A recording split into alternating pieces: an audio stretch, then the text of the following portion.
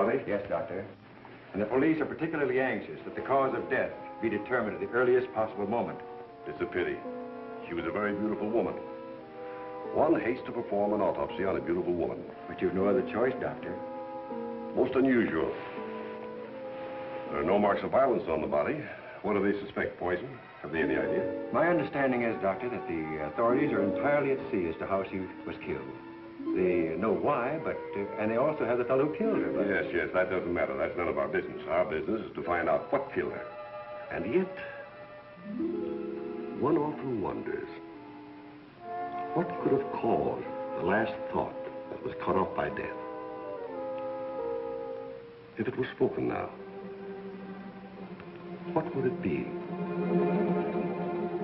Yes, you're here. You found me at last. But you know what you killed me. I warn you. Don't come upstairs. No, don't, please. Don't. No, I told you I didn't want the bandage. Why, Laura? Why are you so opposed to the bandage? Does it remind you of something, perhaps? What do you mean? Oh, nothing, Laura, nothing. Now, won't you lie down again and let me complete the examination? You're a sick girl, you know, in a highly nervous condition. I want to know what you meant by saying the bandage reminded me of something. If you don't know, how should I? You don't fool me for a minute, Doctor. I know how you feel about me. Do you, Laura? Then I wish you'd tell me, for I don't know. I don't know how I feel about you at all. You're clever, Doctor. But I'm wise to you and that fool of a son of yours. How long have you been married to Ward now? Too long. And why don't you give him his divorce? He's asked you often enough. I'll give him a divorce when I'm good and ready. I see. I'm not afraid of anything he can do, or you, or anyone else. What's that? Your heart's beating like a trick hammer. I must warn you of this high state of nervous tension. What's that noise?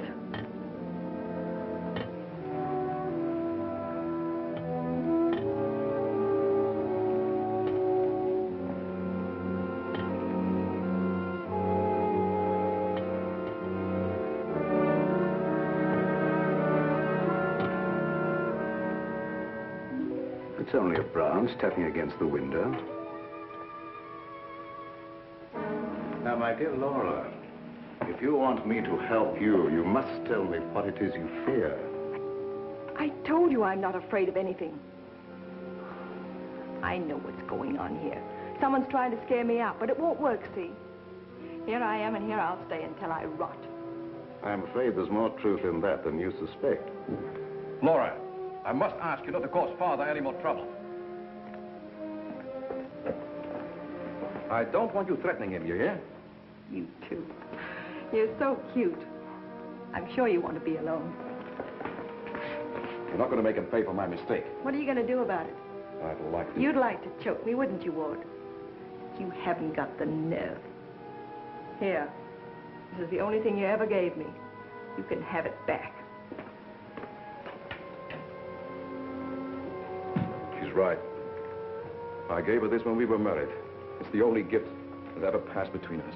Ward, what do you propose to do about Laura? What can I do?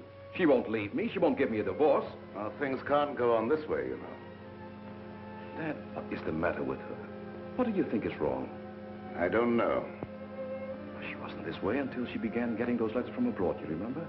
Yes, it had something to do with those letters. But you would have thought that when they stopped coming, that... What is it, Elizabeth? There's a patient, Doctor, a Mrs. Williams. Williams? That's the name she gave, and she's decked out like she's going to a horse show.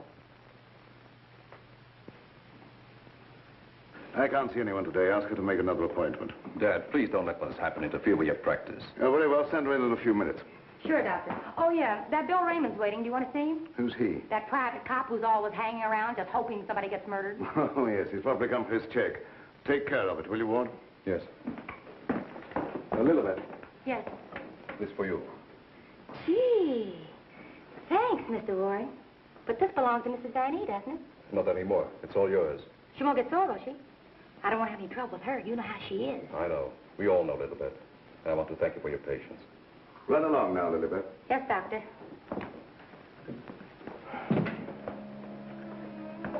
You made a fatal mistake, my boy, in marrying Laura. Yes, I know. But you don't suppose I'm going to stand for it forever, do you? No, I don't. And I don't think it will be necessary. Do you have a plan?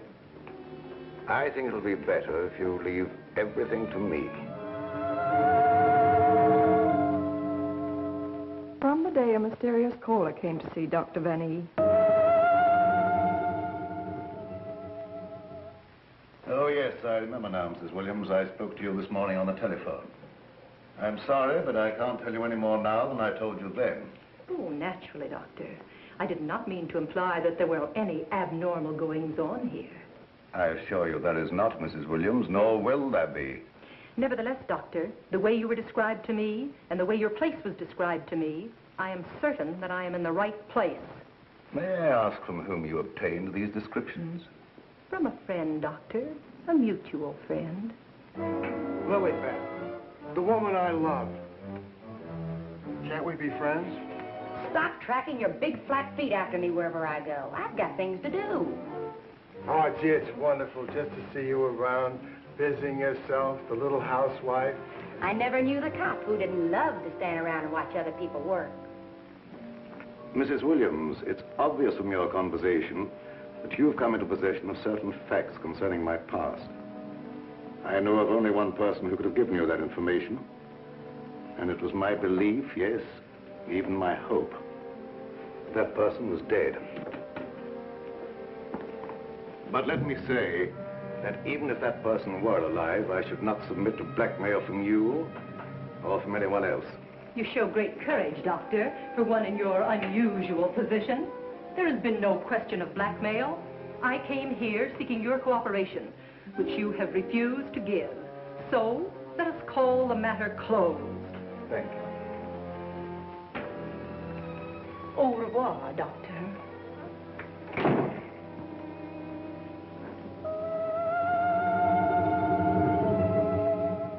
Then came this sinister pair.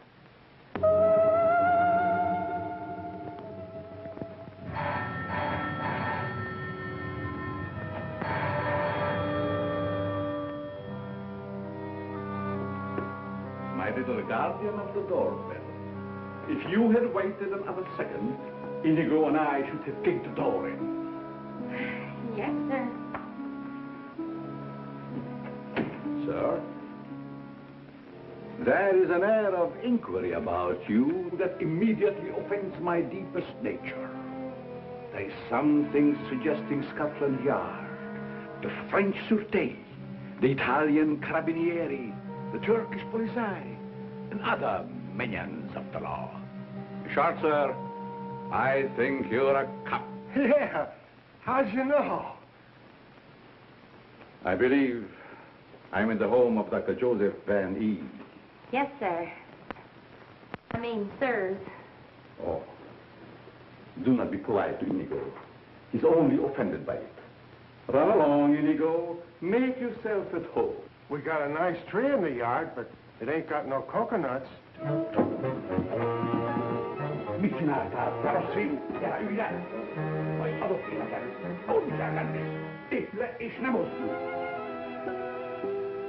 My little friend Inigo is deaf and dumb. He cannot hear and he cannot speak. But he reads the lips, and I would advise you to say nothing to annoy him.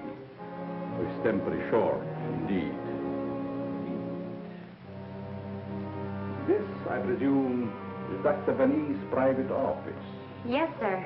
But I really should announce you. My dear girl, if I allowed myself to be announced, I doubt I would be received anywhere. I'm sorry, really I am, but the doctor won't see anybody without an appointment. Appointment? I have had an appointment with him these 20 years. He will see me. Doctor, someone's My dear doctor, truthfully can it be said that your house is your castle, protected by your countless slaves? So it is you, Leonard. I was warned you might appear like one of your own illusions out of nowhere. My dear Joseph, You have not changed a bit. Have you met my friend, Mr. Raymond? Raymond? Oh, Raymond. No doubt a relative of the great magician of the same name. Mr. Raymond is our private patrol officer. He keeps an eye on the premises for us. And other comings and goings. A very good idea, my dear Joseph. To have a private bodyguard at your beck and call. Well, you fellas are old friends, I can see that. Oh, yes. Old friends. Well, then maybe you'd like to be alone to talk over old times. A very good suggestion. Thank you, Mr. Raymond. I won't be far away, Doc. Well, so long, Mr. Leonide. Don't pull any more little men out of your hat. Well, Leonard, what brings you to me after all this time? The long arm of coincidence, my dear Joseph. Simply the long arm of coincidence. Aren't you glad to see me again? No, I can't say that I am. You with your foreign background and I, what have we two in common? Always truthful, Cousin Joseph. As when we were young men. You might have said no and saved your career. But you prefer to tell the truth and ruin yourself. What do you want here, Leonard? A few days' hospitality, my dear Joseph. Nothing more. Is that too much for one cousin to ask of another? Remember, we agreed not to think of each other as cousins again, Leonard. Bygones, my dear Joseph. And I'm willing to forget. And I suggest that you do the same. You've grown older, Leonard, but there may be something in what you say. I don't want to hold a grudge. But don't do anything that will make me regret my action. You have my promise. Now, if you will show me to my room. Oh, I should say, I have a traveling companion from whom I am inseparable. Who? Inigo, a dwarf, one of the little men. He became very much attached to me when he lost his master. You do not object. What good would that do? How true. Very well. You may have the room next to my daughter-in-law. I know you like that. Oh, yes. The lady, who I am told has an utmost horror of having her eyes blindfolded. A phobia of most interesting origin, I dare say. Something to think about. That night, my husband questioned Leonard about my past.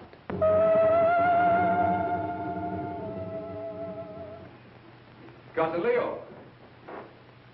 Oh, my dear Ward. How flattering that you remember me. Well, how could I ever forget you? What are you doing here? A chance visit, my boy. I wanted to see the old homestead again. You've seen Father? Yes, and he received me with open arms, in a manner of speaking. I don't mind telling you, you came at a very bad time. We're having some trouble. My boy, trouble and I are like this. I presume you refer to the charming lady in the room next to mine, your wife, I believe. Yes, Laura. I have met her, but I'm looking forward to the pleasure. I'd like to talk to you for a moment. All right. Perhaps you can help us. By doing what, my boy? You've been everywhere. You were caught in Europe during the war. I'd like to show you something. You may be just the person I'm looking for. If I can be of any service. Did you ever hear of a dance team called Renee and Lorette? I don't think so, my boy. And then again, There must have been such a team. Look. Renee and Lorette, the dance of the green mask in the green room in Paris. Green room. Yes? Oh, the face of the man does seem slightly familiar. May I ask, where you got this photograph? The maid, Lilibet, found it in Laura's room and turned it over to me. Oh, then, my boy, I'm afraid I can't help you. I played the green room on several occasions, but never with these people. In fact, I don't seem to remember them at all. And I appeared in many clubs during the occupation. I'm sure the girl behind the green mask in this picture is Laura. How can you be sure? Who can ever be sure what's behind the mask? If the people in this photograph could suddenly come to life. I'd like to know who the man is. It can be anyone, my friend. Anyone.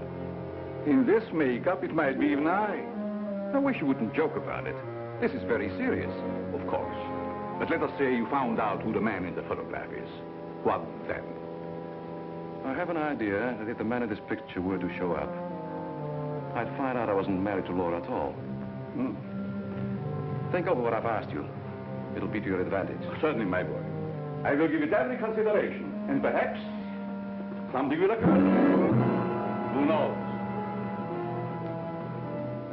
Don't you want to leave the photograph with me for my further study? It might be the very incentive that my memory needs. No, thanks. I'll keep it. As you wish.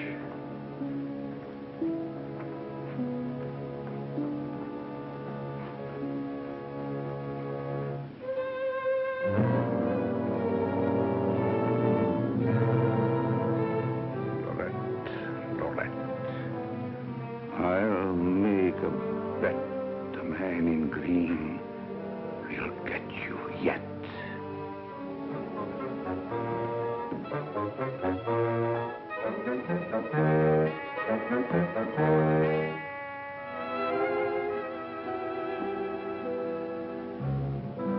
Here you go.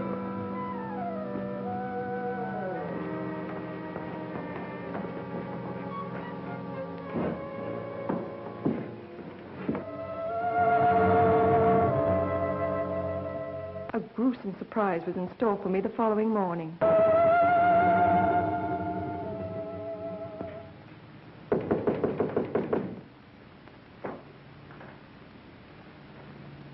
Who is it? It's me, ma'am. What do you want? The afternoon mail. You wanted to know when it arrived. Was there anything for me? Yes, ma'am. Put it under the door. I can't. It's a package.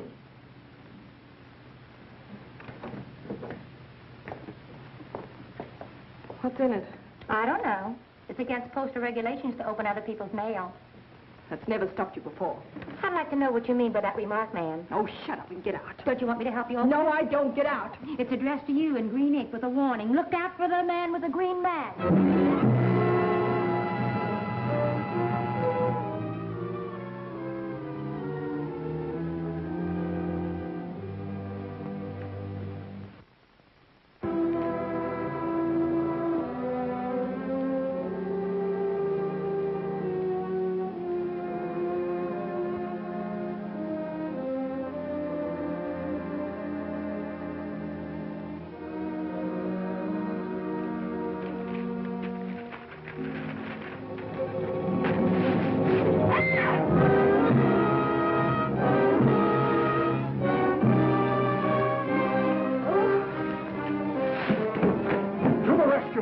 Who done it? Which way did he go? Get out.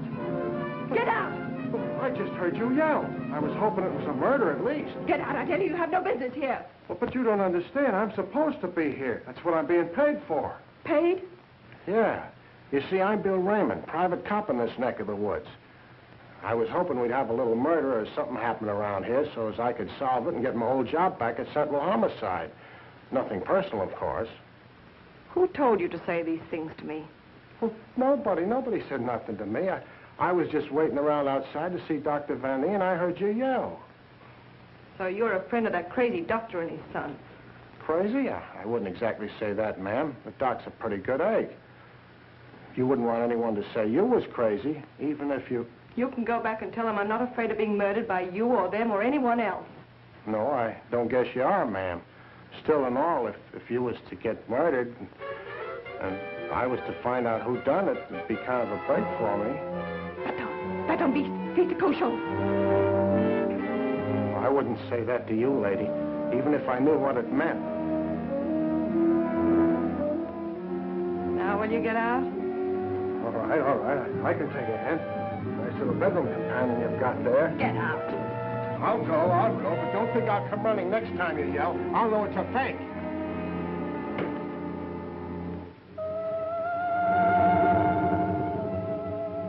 I became afraid and my mind started to crack.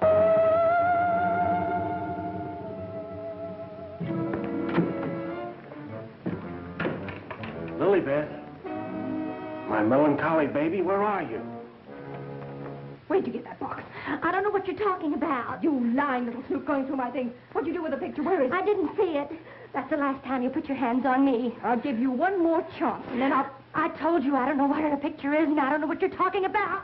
It's been you all the time going through my things, opening my mail, rapping on my door at night. Now you're blaming me. I've never touched anything of yours. You've got my robe on now. Where'd you get that? I was just trying it on. Mr. Ward gave it to me. He said you didn't want it anymore. I'll tell you when there's something I don't want. Oh, shut up. It's only a dummy. A dummy? Where'd you get that thing? I suppose you're going to tell me you don't know anything about that either. Oh, I bet it was in the box. In the box I brought up for you, that's what. There were no stamps on it. How did it get in the mail? I don't know. The doorbell rang, and I thought it was a mailman. I opened the door, and it was sitting there on the stoop. You're lying. No, I'm not. I don't mind telling a lie now and then, but I'm not lying now, honest. You're trying to scare me out. I'm not leaving. No, but I am. You come here. You and Mr. Ward are pretty thick, aren't you? Thick? Yes, thick like your head. He's fallen in love with someone else. Who is she? I don't know. It's not me. I know it isn't you. I know all the signs. He's fallen in love with some simple-faced men. There's always a way to get even with them. I've got to find that picture. Otherwise, they won't know what he looks like. I've got to send it to the police. He won't dare touch me.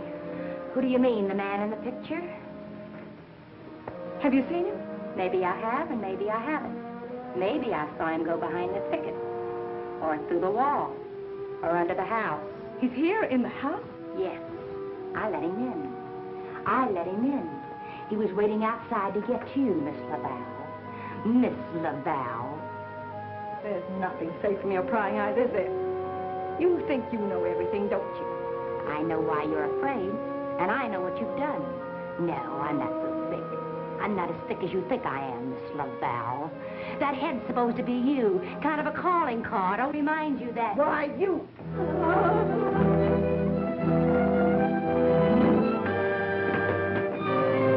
Excuse me, lady.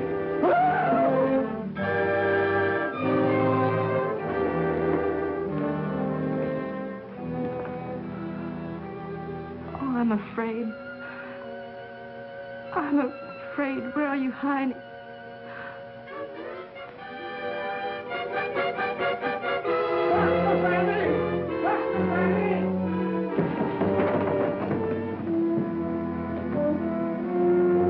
Dr. Fanny! Dr. Fanny! Doc. Fun is fun. But after all, there ain't nothing in my contract that says I gotta... Well, now I ask, is that anything to be playing football with? Where did you get that, Raymond? Miss Fanny chucked it at me like I was a pass receiver for a football team. And I'm all out of practice. Let me see it. This comes from a group of anatomical specimens that was locked in a room in the cellar. How did you happen to get it? That's what I'm trying to tell you. There I was, outside her door, strictly minding my own business, understand? Listening at the keyhole. I don't think that belongs to the realm of your duties, Raymond. But, Doc, there were screams inside. You gotta admit it's within the longitude of my profession to make with an investigatory reaction thereto. What am I saying? I don't understand how his head got from its locked room in the cellar. Well, the way I heard it, it was sent to Mrs. Van A. That was rather a gruesome practical joke. Why, your anatomical locker hasn't been opened for ages. I think you once told me you'd lost the only key to it. I know. There is no key to my knowledge. Why, that thing didn't walk out of the room by itself. Hardly. Doc, I'm worried. What about, Raymond?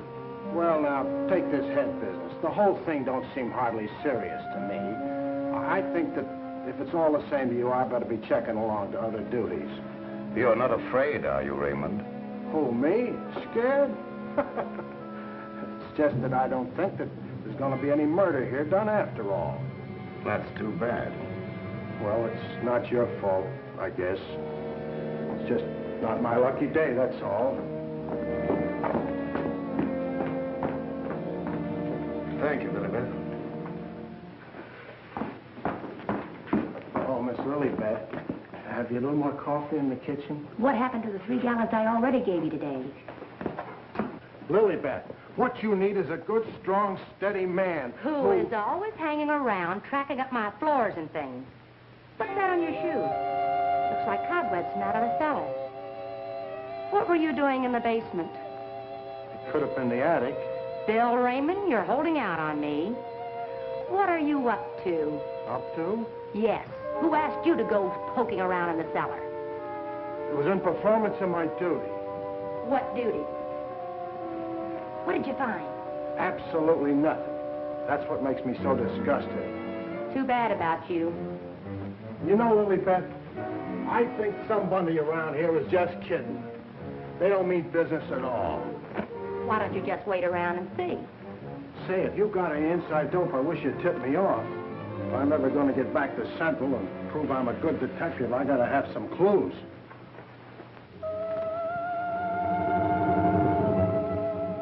Yes, I was scared. Scared of my life. I expected big things of that ghoulish-looking guy, but he ain't delivered neither. I should say, in a way, you were entitled to expect big things from him. Leo was once confined in this house when it was an institution for the insane. Nerves, you know. Do tell. Well, then, he must know his way around the place, huh?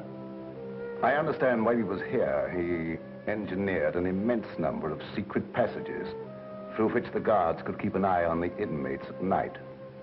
Finally, he took one of these passages into the outside world, and we heard later he'd been seen in Europe. Ah, Europe. That's where history's being made today. Gee, I'd love to travel and... Well, perhaps you'll have an opportunity someday. Not if something don't happen around here pretty soon to make me famous. That Lilibet. I've been trying to get a cup of coffee off of her all day. She don't care what happens to my metabolism.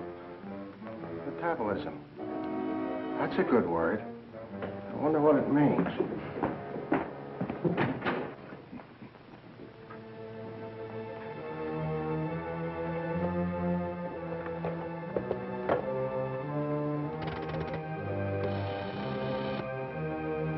Operator, I want the police right away.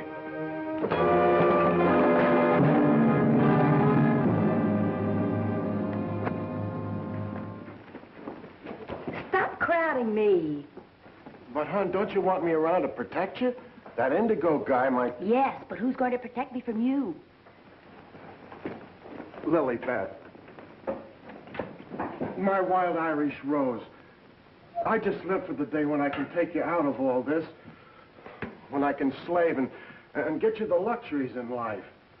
Gee, I'd gladly work my fingers to the bone to buy you expensive motor cars and furs and jewels and things and serve you breakfast in bed. What's the matter with me? Am I crazy? Yes, and I'd hate to hang by my neck until you got me all those things.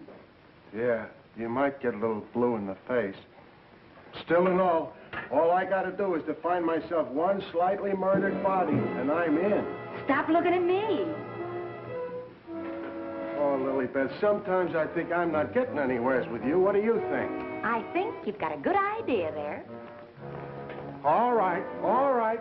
You'll be sorry someday when you see my picture in the paper. Wait and see. Hey, Lilibet, why don't you answer the doorbell? Maybe that Indigo guy wants in.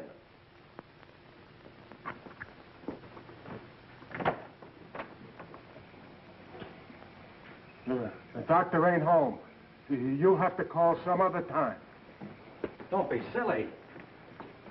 Don't say I didn't tell you. Close the door on your way out. Hey, wait a minute. Well, if it isn't Bull Raymond. Shh, Terry. You trying to ruin me? Ruin him. Come here, Bull. Meet Miss Cornell. How do you do, I'm sure. Likewise. How do you happen to be out with him? Cute, darling, don't you think? Flat at both ends, head and feet. You've heard me speak of him. Bull Raymond. Bill Raymond, if you please. Mr. Terry Lee, you so-called reporter. How do you happen to be out with a dish like this? Jane Cornell. Good for dull days in a man's life. Mr. Raymond. Oh, yeah, I remember. Terry told me about the time you shot up the dressmaker's dummy. Huh? Yeah, he said you closed in on what you thought was a murderer, but it turned out to be the dressmaker's dummy, and you shot it full of holes so the real murderer got away. My pal.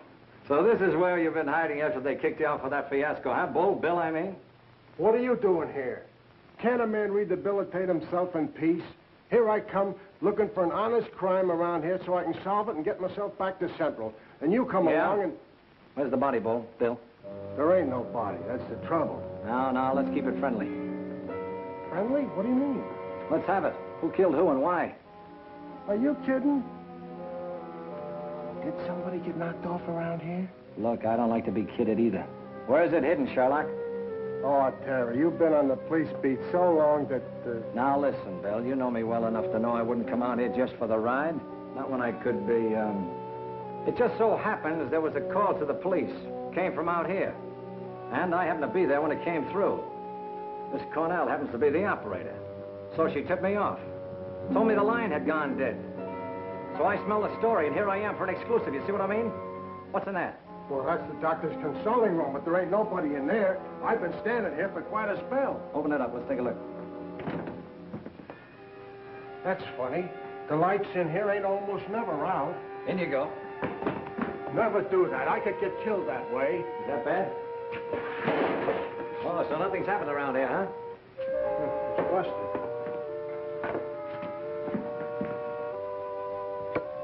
There, see?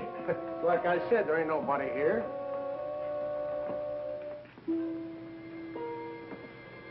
Hey, cut it out, will you? You're making me dizzy.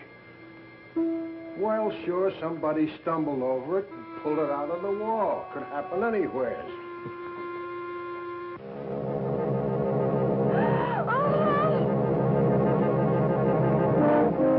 Wants to shake hands with you, Bill. Step right up. Not me. You seen it first.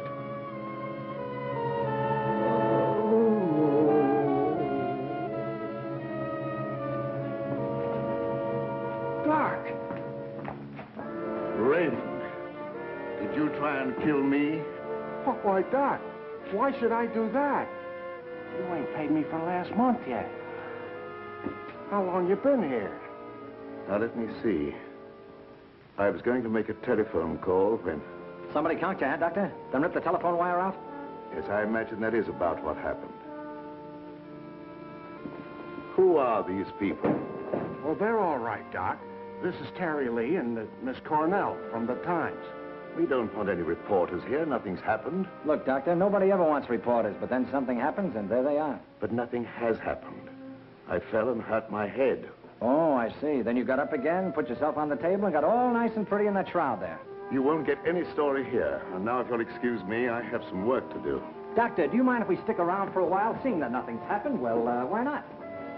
Very well, you may stay for a while, but I warn you, if you make yourselves objectionable in any way, I'll have Raymond throw you out. Well, come on. You heard what the doctor said. He's busy. Get out of the office.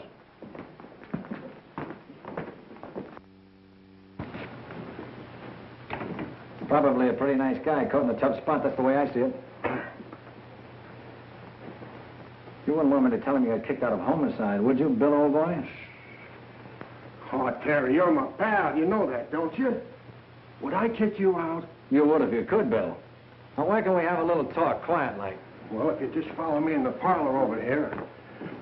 Oh, me too, darling, me too. Darling knows everything about everyone, and that's how I learned. Good tell. I just sit at his feet and listen. Yeah? Baby, I'm going to miss you an awful lot when I grow tired of you. Now, remember, you're just going to listen. Well, of course, darling. What else do I do when I'm with you? Sit down. Now, as I remember it, there was a singer at the Click Club who called herself Laura Laval. Didn't she marry young Ward Vanny a couple of years ago? I don't know nothing about it. Oh, yes, you do. It was just about the same time that you had that affair with the dressmaker's dummy. Oh, yeah. Yeah, now I remember, Terry. You're right. She was down to the Click Club, and it was her that married Ward. Wasn't that on a bet of some kind?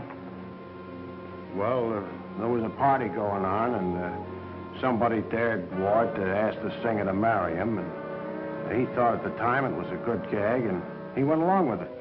That's right. He got pretty high and then popped the question at her. How romantic. I just love that. Hush, dear. Listen. Oh. Well, that's how it happened anyway. Ward woke up the next morning and found himself married solid. He'd asked her, and she'd snapped him up. Oh, and they lived snappily ever after. I don't care. I think it was sweet. Darling, couldn't I get you high sometime? And... Sweetheart, have you ever heard the old saying about little girls? What's that? Little girls should be seen and not heard. Now, go on, powder your nose. All right. I think I'll be shoving along, too. Now, wait a minute. We're just getting started. We were talking about a singer who called herself Laura Laval. Pushed away into this house for good reasons of her own. Gentlemen, I beg your pardon. I must tell you frankly, I have been eavesdropping. Professor Leonard, this is a reunion. My boy, you must forgive me. You seem to remember me, but I do not recollect you. When was it? What was it? Oh, Professor, it was a long time ago, and I was a kid up in the balcony in Albany. Yes? When you brought down the house with great feats of legerdemain. Oh. You remember, Professor? That was the night that the box office receipts disappeared, just like magic. Part of the act, my boy. Just a part of the act. It's a pleasure to meet one of my youthful admirers. Terry Lee of the Central City Times. Oh, the press? Well, it's nice to have known you. Wait a minute, Professor. What's your hurry? Are you afraid I might bring up the subject of those certain unfortunate recent connections of yours? Shut in the dark, my boy, I'm sure. And I will ignore it. Of course. And this young lady, no doubt a companion of yours. Jane Cornell, my fiancée. Delighted. Likewise, I'm sure. Delightful. And I would suggest to take very good care of her. Miss Lee? Oh, I haven't had a chance to talk to him yet, Mrs. Van Eve. Never mind, I'll tell her myself. Darling, I met her upstairs, and I told her all about you, and that you know everything about everyone. Thank you very much, dear. Welcome to your living room, Mrs. Van E. Thank you, but it isn't my living room. I understand you're not unaware of my position in this house. Well, maybe you can tell us about it. I'm being kept a prisoner here against my will. I'm alone and friendless. I'm sorry. Why haven't you called the police? They've done nothing but to call for the police. They have kept me penniless so that I can't leave. I understand. They're trying to destroy my mind, Mr. Lee. By innuendo and indirection, they're trying to make me believe I've done something dreadful in the past. That I'm to be the victim of some horrible vengeance. You know best about that. I'm innocent, Mr. Lee. I've done nothing. Now, this doctor's brought some stranger here with these tricks and illusions to further make me You mean the professor and his little, Yes. You must help me, Mr. Lee. Laura, it's so good to see you downstairs again after all these days being locked in your room. You know perfectly well why I've remained locked in my room. Ward, this is Mr. Lee of the Times, the gentleman I told you about upstairs. Oh, yes. Look here, Mr. Lee. We don't want any more of that front-page splash stuff, such as I got when I married Laura. Your wife's been telling us that she's being kept here under constant threat. She's out of her mind. See what I mean, Mr. Lee? They don't overlook a single chance to put it in my head that I'm crazy. Perhaps I can explain, Mr. Lee. We don't believe there's anything wrong with Laura now. But we are sure something will happen to her mind if she continues to live under this strain. Just as I told you, they're behind it. Can't I make that clear to you? They spend all their time trying to terrify me. They write me letters in green ink. They send me dummy heads wrapped in green paper. Anything to frighten me so I can't sleep. I can't think. The only thought in my head is that I'm going to be killed. These are very serious charges, gentlemen. And I might say it'd make a perfect front-page splash. Lee, if you dare print a word about those ravings of my wife... Don't do anything to make me think they aren't ravings, Mr. Van E.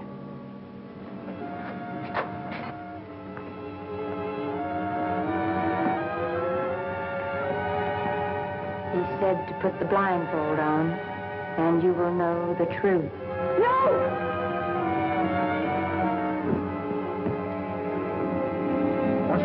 Doc. Quiet, Raymond. You don't mean that she's...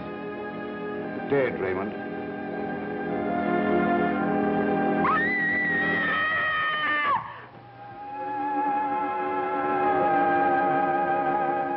Then I knew that he was here.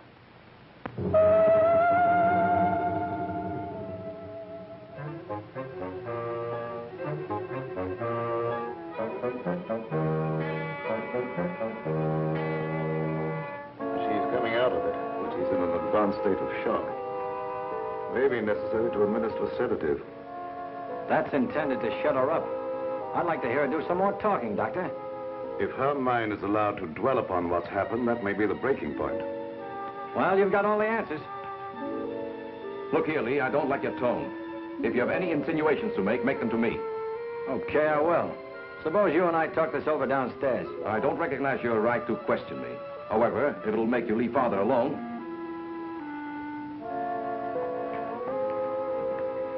Bill, fix yourself a chair right outside the door and don't leave until I get back.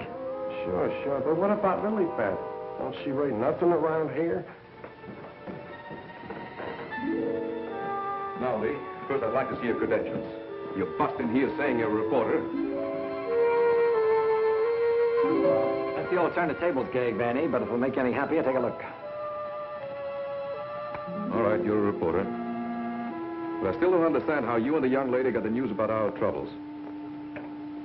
Do you really believe that story, Lee? Do you in your right senses really believe that we are keeping Laura a prisoner here? That's what the lady says. She said that... Nonsense. Nothing would please me more than if she got out. Look, I don't get any of this stuff, Vanny, but there's a tricky deal going on around here, and I intend to sit in on it. Too bad I can't flash the city desk to make ready for a front-page replay.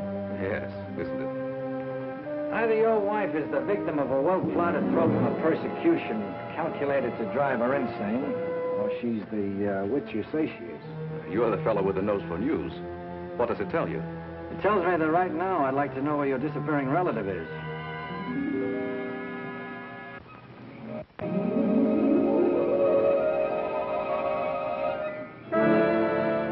Get back, you fool. What's out there? I have a right to know.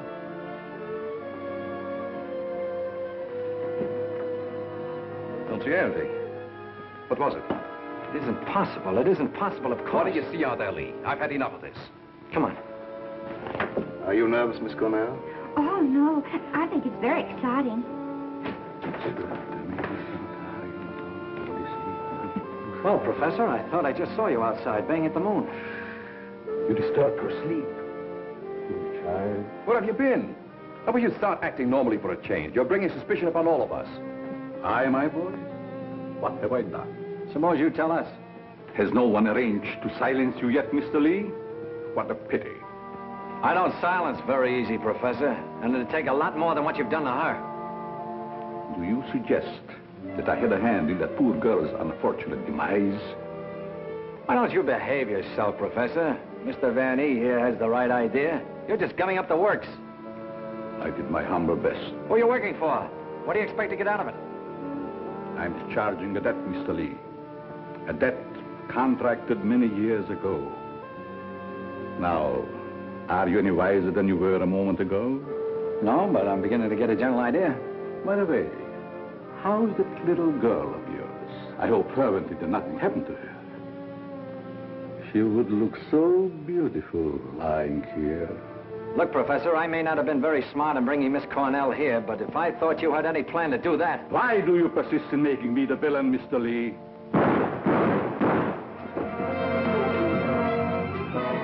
Now we will let you be the witness, Mr. Lee. I am here. The sounds came from upstairs, right? Always reliable. Now what are you rehearsing? In there, Terry. In there. It's murder.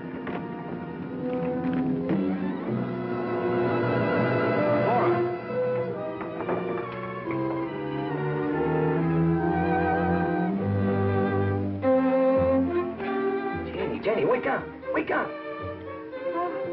Oh, Terry. Tell me, what happened? Oh, Terry, darling. Let me think. Everything went black and... Yes? Then it started to talk. What started to talk? I don't know. That thing.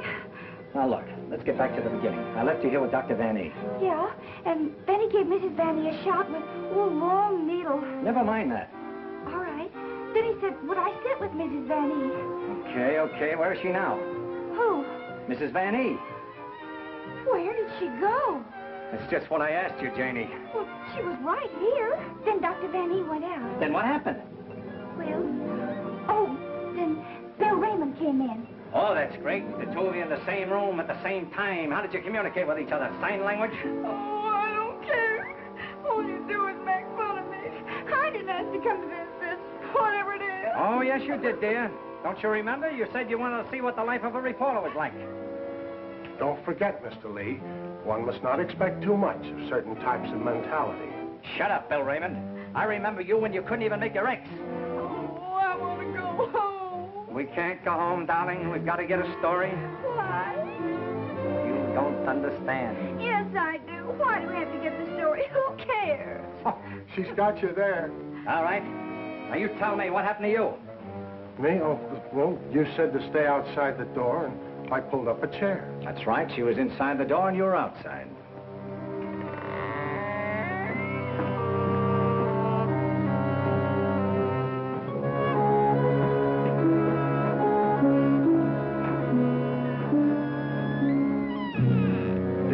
Then come that odor of heavenly perfume. That was an lily pad. It was sweet and penetrating, like an ancient drug. And I felt kind of sleepy-like. Oh, so sleepy.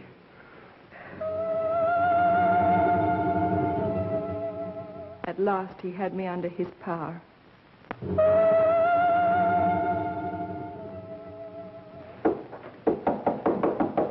There must be a button or a gadget of some kind around here. 2 o'clock, almost deadline for the 9 o'clock final. Oh, Terry, what makes you think there's anything behind them walls? I've got a sneaking suspicion that the professor uses them for a disappearing act. I wish Lilybeth was here to make me a cup of coffee. Well, she's right over in the doctor's office. Why don't you ask her? Poor Lilybeth. I kind of hinted that all I needed was a murdered body, but I didn't think she'd take it personal. Will you stay with those walls? I've been around them 3 times, Terry. The thing I can't understand, if the professor was down here when the trouble was going on upstairs, he just had to be 2 different guys in order to have a hand in it. Oh, Terry, let's figure it out in the morning, huh? What's that?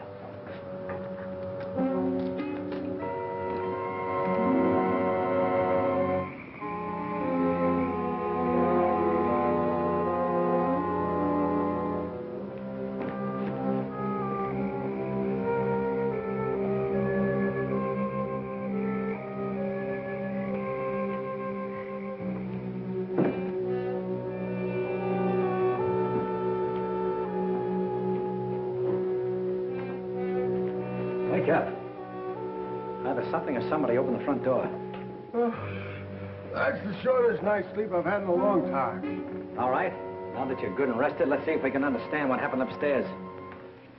Well, do you think it had something to do with that picture, maybe, that Lilybeth found in Mrs. Van E's room? What picture? Oh, the one with the couple with the 2 masks, you know, like we found, like that mask. Who has the picture now? Well, young Van E, I guess. That's the point. Where has Mr. Van E been since his wife's disappearance?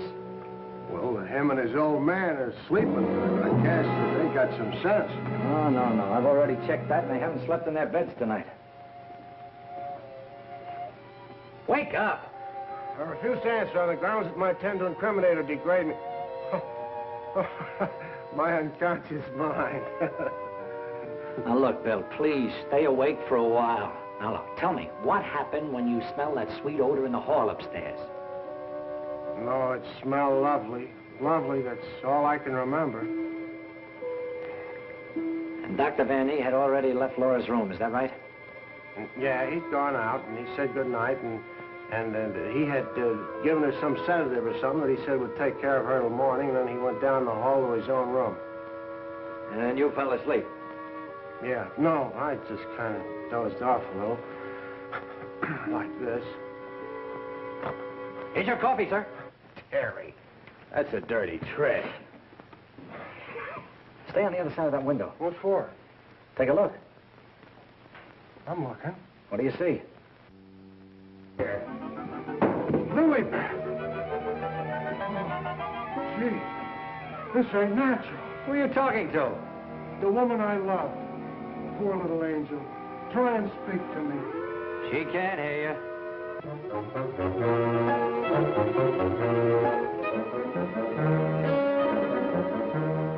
What was you doing outside? You're supposed to be dead. Now you stay right here, honey. I gotta catch that guy in the shrubbery.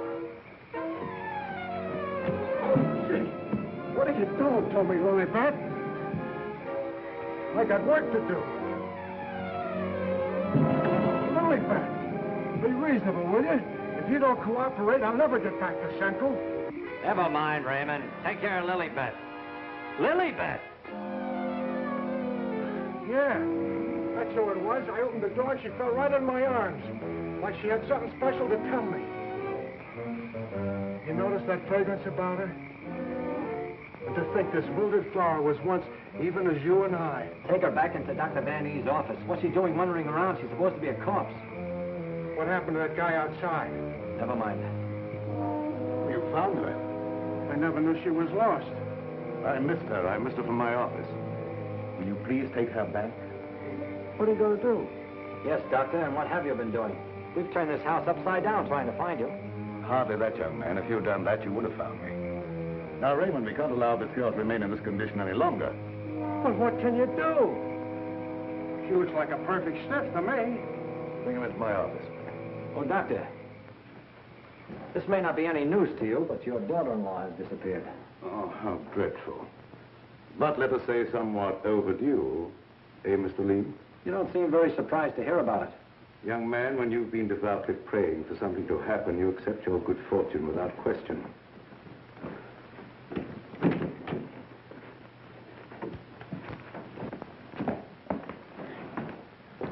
We thought that probably you might be able to throw some light on the subject. That's right, Raymond. Leave her there. There's absolutely nothing wrong with her. Huh? And you mean I've been pining away for nothing? She was put in a deep hypnotic sleep, that's all. But why? Why, Doc? Who done it? It was done so that she would obey certain orders that were transmitted to her. If that's true, then why did you declare her dead? I had my own good reasons. Would you give me one reason why you like to go around getting hit on the head? That must become a little monotonous. Mr. Lee, are you sure that you saw what you thought you saw? Well, I'm not blind. I might be getting a little dizzy in this madhouse.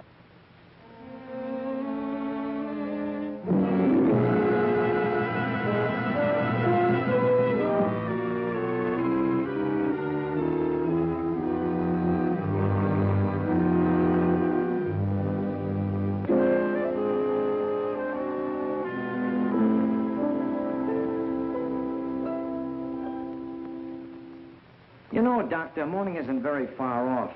And when the police get here, you've got an awful lot of explaining to do. You're in this up to your neck. By morning, let us hope no explanations will be necessary. Everything will have explained itself. Poor little sleeping beauty. Do you suppose someone thought she looked weak-minded and picked her out to carry out his commands? That's not always the case, Raymond. If Leah and I were here, we could settle this case very quickly. Gentlemen, it is my peculiar misfortune to always be in a position where I may eavesdrop. How can I be of service, Cousin Joseph?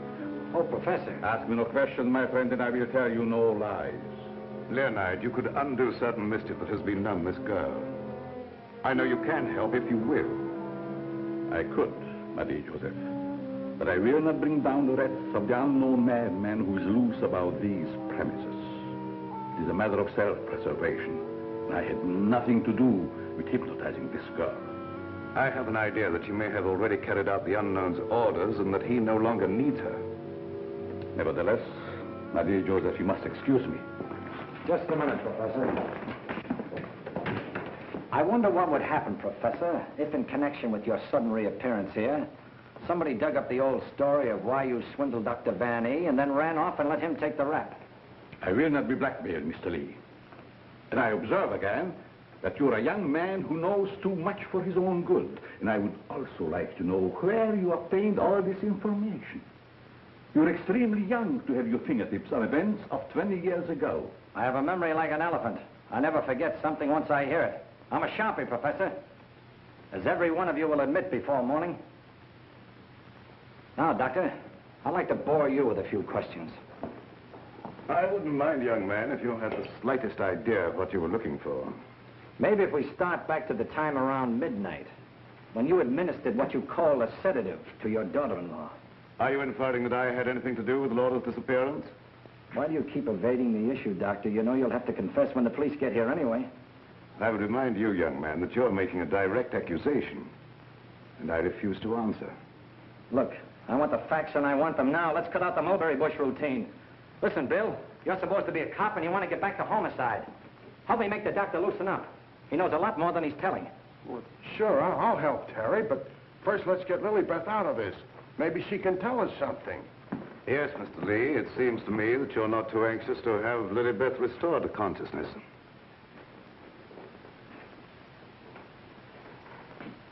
What do you hear, Doc? Her heart's in a very depressed condition. Someone's been giving her orders by mental telepathy. Hey, could I learn to do that? Supposing Lilybeth was in the kitchen, could I telegraph her a wish for a cup of coffee, huh? Perhaps, Raymond, someday when we have a little time, I'll indicate the principles of hypnosis to her. Thanks. Dear Joseph, the principle of hypnosis isn't as simple as you would make them believe. It requires a long and patient study. But I will risk the rest of the unknown. For I see you truly love this child. And for your sake, I shall use my knowledge. Oh, gee, thanks, Professor. You're solid.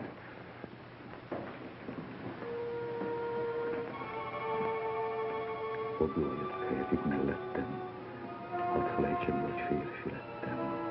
Larm söt i många. Wake up. Wake up. Lilybeth, darling. Keep your big hands to yourself. What are you slapping me for? Professor, put her back to sleep. It's better that way. What have you been doing to me? Me? What have I been doing? Yes, what have you been doing? You gotta learn me that hypnotism trick. It's my only chance. Tell me, Lilybeth, what happened? Well, I can't seem to remember it. It all seems like a dream. Did you see anyone? No. But I do remember a perfume, a sweet odor. Yes, go on. Terry, darling. Oh, Terry, darling. Yes, Jane. What is it? Is it Halloween? No, it isn't. Then why was that green face bobbing up at the window? What? Yeah, a green face just like the one I saw in Miss Van E's room. You saw a green face in Mrs. Van E's room? Yes, darling, that's what she was shooting at. I mentioned it to you, but you're so scatterbrained. Yes, dear, I'm scatterbrained. Does your mind feel rested now and everything after your nap? Mm-hmm. That's a good girl.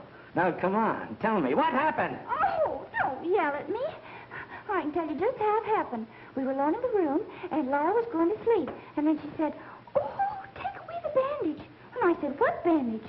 And then she said, oh, don't shoot me. I didn't mean to do it. And then, the room got awfully black. I think somebody must have turned off the lights. Just like that. Go ahead, you're doing fine. Well... Yeah, the lights had already gone out. Uh-huh. And the room got awfully dark. You've already said that. Think hard now. You saw a green mask. It came out of the wardrobe. Like a moth?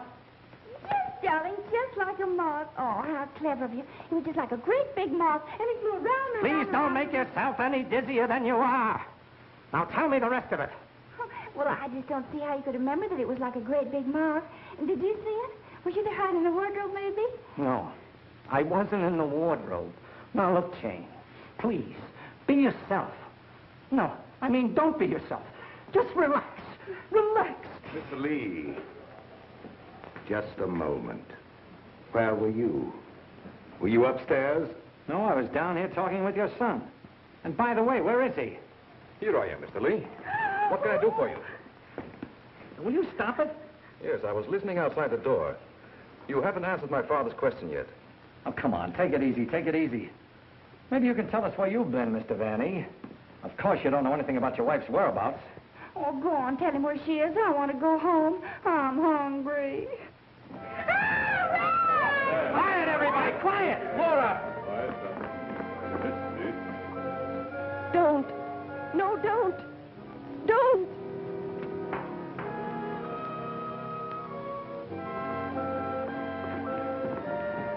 Laura! She's under a hypnotic spell. Ladies and gentlemen, it has been an exciting night, and you all are deserving of some explanation and relaxation for the strange goings-on. The guy who's doing the talking is behind the wall somewhere. Now you're getting smart, Sherlock. We introduce at this time the team of Lorette and Renee as they appeared at the height of their success in the green room of the Paris Crillon. Sure, the mask, the picture. Mademoiselle Lorette. Now I know who he is. Mademoiselle Lorette will now put a bandage over her eyes, the better to see the inner truth. Very good, Renee. Very good. Just like the old time. Would any member of the audience like to ask Mademoiselle a question? Come, Mr. Lee. You have been so full of questions up to now. I'm thinking, brother. We cannot keep Mademoiselle too long in this delicate mental balance. She has been under a great strain lately. Then I will ask the questions myself. Yes, Renee, I'm at your command. Are you afraid now? No, I'm quite safe. Will you tell the truth? Yes. They came to me and said your partner, he of the magic feats and rare impersonations, is a spy. But we can't prove it. We will give you 1,000,000 francs if you, Lorette, bring us that proof. Now we shall know. You gave them the proof they wanted? Yes. They took him away to be killed? Yes. What was he to you, this man you betrayed? This man you sold to the enemy for money? He was my husband. When they told you he was to be executed, you sent this man a gift for his last moment before the firing squad. What was it? It was a green scarf for his eyes. Like the one you're wearing now? Yes. Why did you send it? It was my scarf. I wanted him to know I had betrayed him because I hated him. He was good and kind, but I hated him for the power he had over me. I see. That is your only defense. You hated. You thought they shot him. You escaped to America. You thought you were safe. Then you found out he was alive and wanted revenge. Thank you, Mademoiselle Lorette. You may remove the bandage now. What do you see on the cloth, Mademoiselle? There's a hole in it. Yes. What else, Lorette? What else? There's blood on it. It's blood. I have come back. I am here. And I will have my revenge. No! No, don't touch me! Outside, under the window, you know where.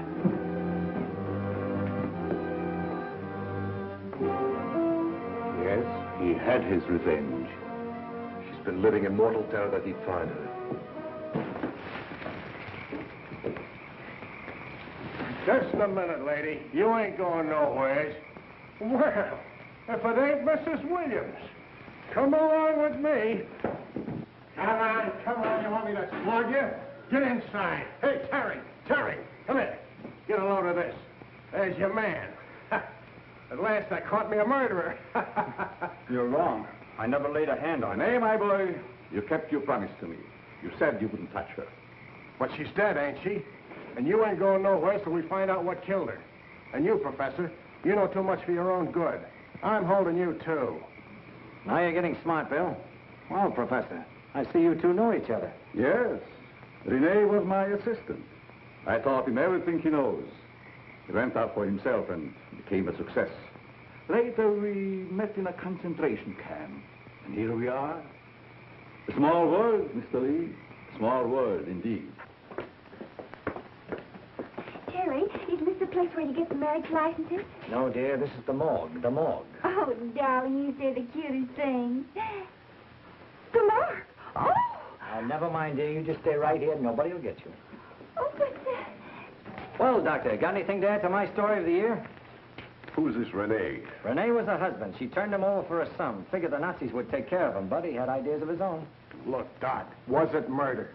Do I finally get a break? Was she murdered? We're sending the report to the police. What was it say? Ah, come on, Doctor. Don't hold out on us. I didn't understand it at first, but I do now. There were no marks of violence on the body, and we found no internal disturbances. What does this all add up to, Doctor? Yes, let's have it. She was literally scared to death.